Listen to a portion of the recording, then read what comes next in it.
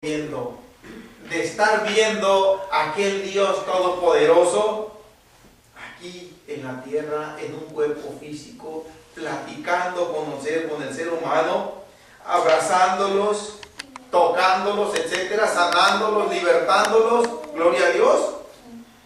Y esto es lo que el Señor Jesús les está diciendo. Ahora, volvamos a San Juan capítulo 7, en donde estamos. La reacción de asombro por parte de los alguaciles o los guardias, gloria a Dios. Pero tenemos nosotros otra reacción completamente opuesta a la de los alguaciles, que tenemos ahí en los versículos 47 en adelante. Dice: entonces los fariseos les respondieron. Aleluya, miren, los alguaciles ya les habían respondido. Es que jamás ha habido ningún hombre que haya hablado como este hombre. Ante esa respuesta, dice, los fariseos le respondieron: ¿también vosotros habéis sido engañados? ¿Acaso ha creído en él alguno de los gobernantes o de los fariseos? Mas esta gente que no sabe la ley, maldita es. La otra reacción que nos está diciendo aquí el apóstol Juan fue una reacción de rechazo, de repudio, de menosprecio. Y esta reacción, lamentablemente, la dieron aquellos que debían haber sido los menos indicados, los líderes religiosos. Les están lanzando una reprensión a los alguaciles y les están diciendo, de alguna manera les están diciendo, mis hermanos, que la gente del pueblo, obviamente se estaban refiriendo a toda aquella gente que no guardaba aquella serie de requisitos ceremoniales, eso de lavarse las manos y otras cosas que ellos habían implementado y que no estaba escrito en la ley. Para ellos, todo ese pueblo era gente, aquí lo están diciendo ellos, maldita. En otras palabras, era gente condenada. El único que puede tener, y de hecho tiene esta facultad para declarar a alguien maldito, es Dios. Pero el Señor, de hecho el Señor lo ha hecho. A Caín el Señor le habló de esta manera. Acá en Génesis capítulo 4,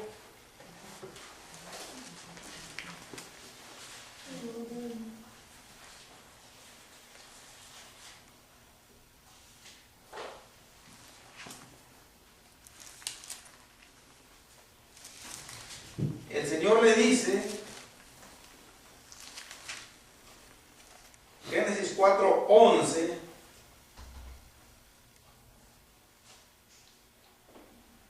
ahora pues, maldito seas tú de la tierra que abrió su boca para recibir de tu mano la sangre de tu hermano, refiriéndose a Abel, que había sido muerto por Caín. Ahora, cuando Dios maldice a alguien, mis hermanos, esto es de lo más grave que pueda haber. Es de lo más grave que pueda sucederle a una de las criaturas que Dios ha formado. Pero para que Dios maldiga a alguien, tiene que haber una causa muy fuerte. Y en esta ocasión, nosotros vemos que Caín no era sincero con Dios. Caín pretendía engañar a Dios. así de una manera abierta, a sabiendas, y trató de hacerlo hasta el último momento, cuando el Señor le preguntó por su hermano Abel, que ya lo había matado.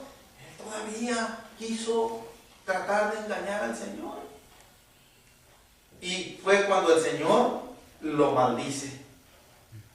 Ahora, al ser humano, vamos a ir volviendo a San Juan capítulo 7. Al ser humano, Dios, en formas muy limitadas y muy especiales, le ha dado esa facultad de maldecir a otros. Cuando el Señor habló con Abraham y le dio aquellas promesas, principalmente que de su descendencia iban a ser aquel Mesías que iba a salvar al pueblo de sus pecados, el Señor le dijo: bendito el que te bendijere y maldito el que te maldijere. El profeta, aquel que envió a llamar a aquel rey de Edom, que tenemos precisamente acá, se me escapa momentáneamente el nombre de ese profeta, pero ahorita lo encontramos, hermanos.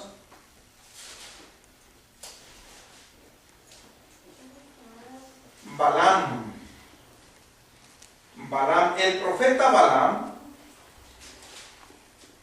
de parte de Dios, había recibido, era el nombre, hermanos, quería nada más hacer alusión a eso.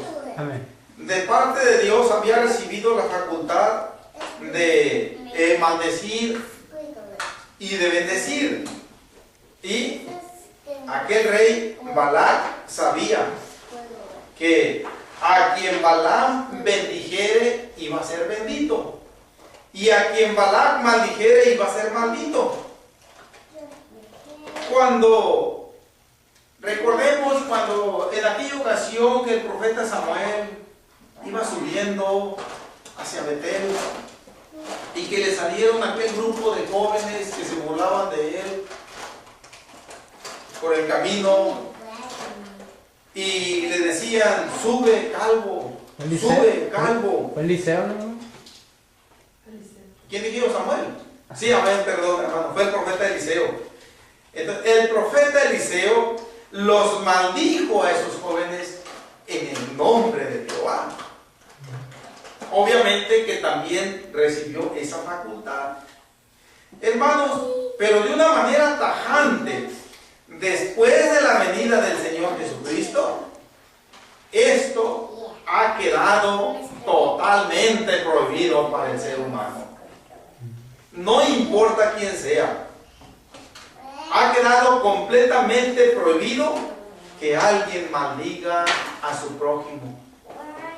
Al contrario, el Señor Jesús, entre sus enseñanzas, dijo: lejos de maldecir a alguien, cuando ustedes reciban una maldición, ustedes tienen que responder con bendición.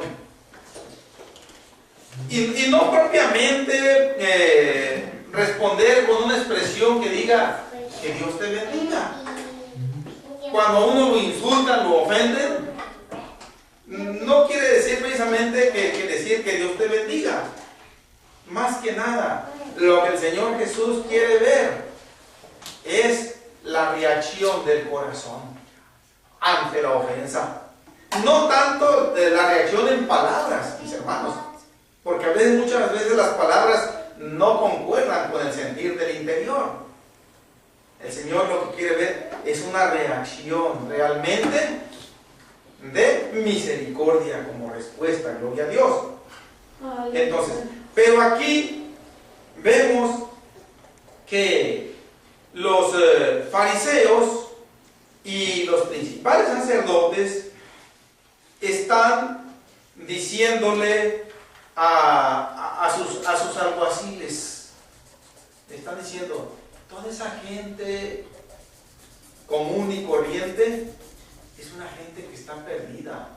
Esa gente no tiene inteligencia, no tiene sabiduría como la tienen los gobernantes, como la tenemos nosotros. ¿Acaso ha creído en él alguno de nosotros o alguno de los gobernantes? Es la pregunta que le hacen ahí en el versículo 48. Con esto, ellos quieren resaltar que el calificar quién era el Cristo, el afirmar quién era el verdadero Mesías, decían, solamente nos corresponde a nosotros determinarlo. Y si nosotros no lo determinamos, no hay Mesías, no hay Cristo.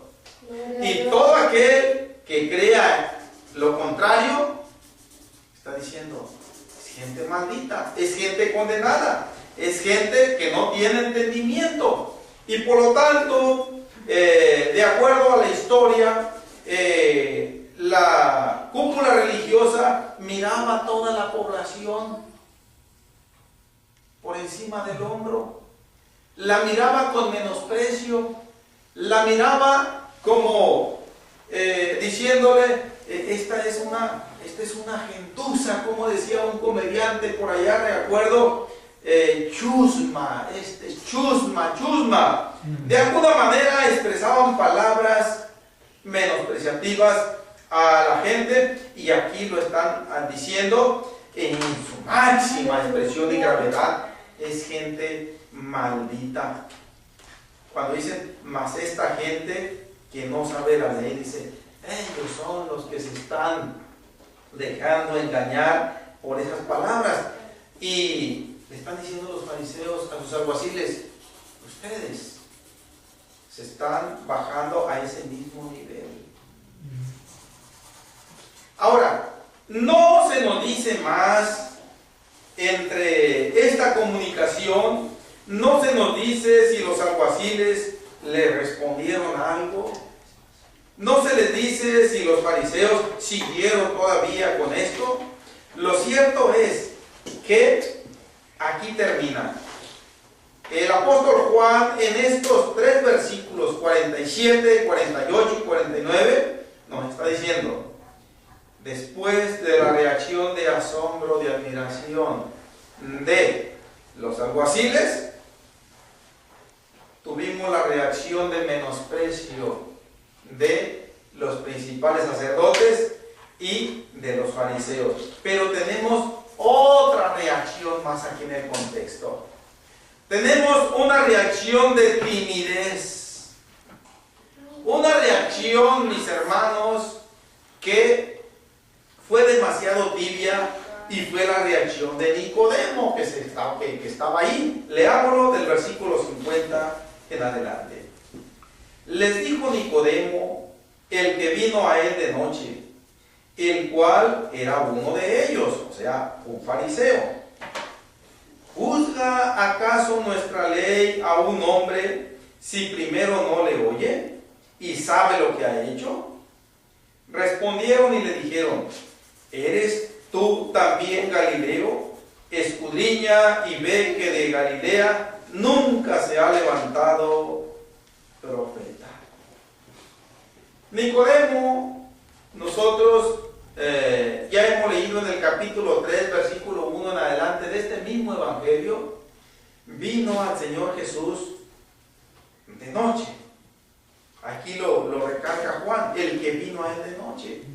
Nicodemo ya había tenido la maravillosa experiencia también de escuchar las palabras del Señor Jesús, y por lo que nosotros leímos en el capítulo 3, en esa ocasión parece ser que estuvieron ellos solos.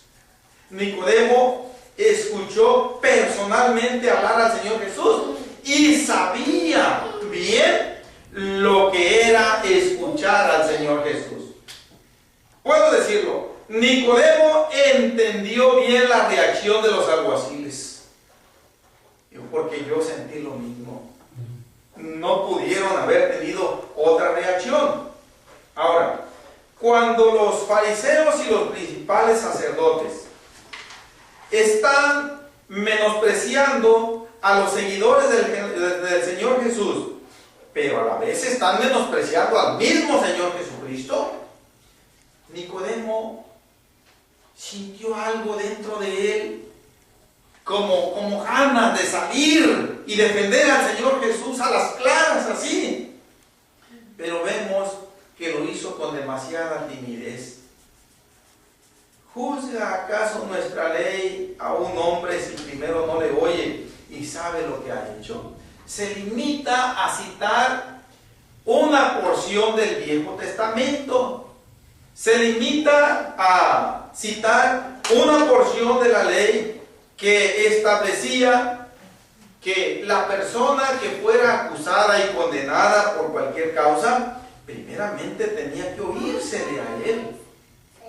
Tenía que comprobársele aquel delito, aquella falta, y entonces sí, a juzgarla se ha dicho. Vamos a Deuteronomio capítulo 1, mis hermanos.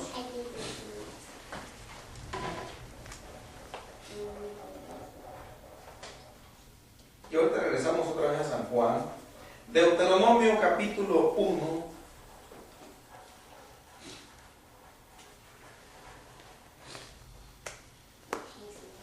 Versículo 16 y versículo 17.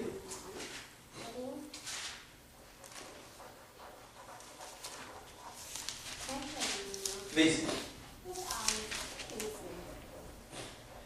y entonces mandé a vuestros jueces diciendo: oíd entre vuestros hermanos y juzgad justamente entre el hombre y su hermano y el extranjero. No hagáis distinción de persona en el juicio. Así al pequeño como al grande oiréis, y no tendréis temor de ninguno, porque el juicio es de Dios. Y la causa que os fuere difícil, la traeréis a mí, y yo la oiré. Una de las cosas que resalta este contexto es que tiene que escuchársele a toda aquella persona que se considere culpable de algo, sea pobre o sea rico. Aquí está diciendo Moisés, al pequeño como al grande, diciendo tanto al pobre como al rico se debe escuchar. Al pobre no nada más porque sea pobre se le va a tratar injustamente, no, dice. Al rico no nada más porque sea rico se le va a hacer distinción y se le va a tolerar, tampoco, dice. Tanto al uno como al otro, que se le escuche, que tenga chance de defenderse, de exponer sus razonamientos, y entonces sí, procédase a emitir el juicio correspondiente. Esto es lo que Moisés les dijo a aquellos jueces que se iban a encargar de juzgar al pueblo.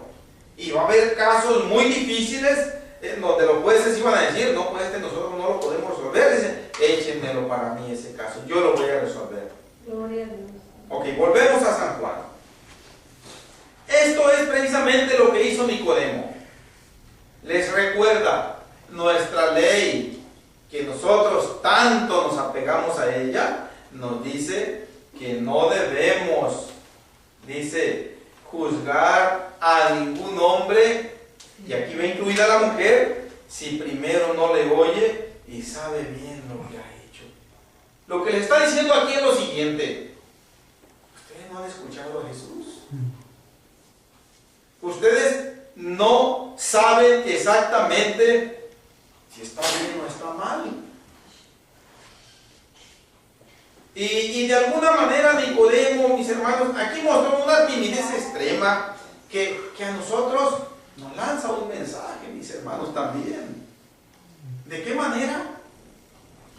Yo puedo asegurarlo sin temor a equivocarme, y esta experiencia yo la he tenido, que muchas veces en diversas ocasiones de nuestra vida nos hemos visto nosotros en situaciones en donde sentimos que tenemos que salir en defensa del Señor Jesús porque está siendo criticado. Nuestros compañeros de trabajo, nuestros vecinos, de alguna manera menospreciando o criticando la palabra de Dios o lo que el Señor Jesús dijo o hizo, pero sentimos timidez. Yo la he sentido. Y de alguna manera, quizás en algunas ocasiones hemos hablado, pero tal vez no lo hemos hecho como debemos. ¿Por qué? Porque nos va a traer problemas, porque nos va a traer rechazos, porque nos va a traer ofensas, y precisamente pienso yo que es lo que Nicodemo quiso evitar. Su corazón le gritaba que tenía que defender al Señor Jesús de una manera más abierta, más osada, pero su cabeza le estaba diciendo: te vas a meter en problemas, Nicodemo, mejor mejor ahí deja la cosa ya. Está bien con eso que dijiste, ya saliste en defensa de él, hombre. Y de alguna manera, mis hermanos, creo que nos hemos nosotros visto en estas situaciones. Tenemos que estar conscientes siempre nosotros. Y esto es primeramente para mí. El hecho de solidarizarnos con el Señor Jesús en cualquier lugar, en cualquier tiempo, tenemos que estar conscientes. Nos va a acarrear problemas, nos va a acarrear rechazos, nos va a acarrear burla, nos va a acarrear insultos. Pero sabemos nosotros que tenemos garantizado de parte de Dios una corona preciosa en el cielo si nos identificamos a las claras con el Señor Jesús. Aquí, en otras palabras, ir un poquito más allá de Nicodemo. No conformarnos simple y sencillamente decir: no es cierto lo que están diciendo. No. Poder tratar nosotros de hablar un poquito más. Parece ser que Nicodemo ya no continuó con más argumentos, gloria a Dios, pero los fariseos y los principales sacerdotes no se quedaron callados. Aprovecharon para también darle a Nicodemo una tentadita, así como lo habían hecho con sus alguaciles. Y le dicen, verso 52, respondieron y le dijeron: ¿eres tú también Galileo? Escucha y ve que de Galilea nunca se ha levantado profeta. Esta pregunta, ¿eres tú también Galileo?, quiere decir mucha ofensa para ellos. De hecho, toda la población en general que no formaba parte de su grupo era gente maldita, era gente inculta, era gente que no tenía conocimiento de la ley y que por lo tanto no estaba apta para aceptar o reconocer, identificar al Mesías. Pero eso era en cuanto a la gente en general. Pero la gente de Galilea estaba situada en la parte norte de Israel, en donde había mucho pueblo judío, pero había mucho pueblo gentil. Y por el hecho de estar conviviendo con gentiles ahí, por eso hay una porción del Evangelio de San Mateo cuando dice Galilea de los gentiles, porque había mucho pueblo gentil mezclado entre los judíos, y por ese solo hecho a todo habitante de Galilea lo miraban con un menosprecio más profundo todavía, porque a su misma raza la menospreciaban por el hecho de estar viviendo entre los gentiles. Y cuando le dicen a Nicodemo, ¿eres tú también Galileo?, le están diciendo, ¿eres tú también como esa gentuza que no tiene salvación, que no tiene entendimiento? No sabemos de cierto cuál fue la reacción de Nicodemo, pero Juan ya no nos dice que Nicodemo haya continuado. Como que ya se había conformado con aquello que dijo, y el error un error adicional que estaba llevando a la misma condenación a aquellos líderes religiosos. Dice, escudriña y ve que de Galilea nunca se ha levantado profeta. Es que ellos pasaron por alto que el Señor Jesús no era de Galilea. Vivió en esa región, que fue Nazaret, pero él nació en Belén de Judea, tal y como estaba profetizado. Nada más que nació en un pesebre, en un corral de vacas, y ellos esperaban que su Mesías no apareciera así de esa manera. Para ellos nunca iba a ser aceptable que aquel que iba a venir a salvarlos, a redimirlos, viniera de una raíz tan humilde, tan pobre, y eso era inaceptable para ellos. Gloria a Dios. Mis hermanos, entonces aquí, ¿por cuál de las reacciones nosotros nos inclinaríamos? ¿Por la de los alguaciles? ¿Por la de los fariseos? ¿O por la de Nicodemo? Bueno, aquí, mis hermanos, de una manera parcial, no total, pudiéramos nosotros identificarnos con la reacción de los alguaciles y con la reacción de Nicodemo. Pero de una manera parcial, digo, en el sentido de sentir inclinación hacia el Señor Jesucristo. Pero no quedarnos limitados como ellos, solamente sentir admiración, y el otro solamente hacer un argumento, una defensa muy tímida, muy endeble, que finalmente no debe ser la de un verdadero creyente del Señor Jesús, sino que debe ser más abierta, más clara, más identificable con la fe que debe profesar un seguidor de Cristo. Gloria a Dios. Bueno, mis hermanos, esto ha sido lo que podemos hablar respecto a este contexto, gloria a Dios, y que de alguna manera ha tenido alguna relación con las enseñanzas pasadas, el efecto que causó el Señor Jesús en su ministerio terrenal. Admiración, oposición y de alguna manera un acercamiento limitado por algunos. Nosotros tenemos que ir más allá de esto todavía, gloria a Dios. La gente tiene que saber que nosotros somos seguidores de Cristo. Gloria a Dios. Y esto obviamente tienen que verlo en el testimonio, no tanto en palabras, mis hermanos. Todos los días, de alguna manera, nosotros tenemos la oportunidad de acreditar para el Señor. Tal vez un rato más, no sabemos, pero el día de mañana, de hecho, vamos a seguir teniendo esta oportunidad. Y sigamos adelante, mis hermanos. Vamos orando a pedir al Señor Jesús su ayuda, la necesitamos.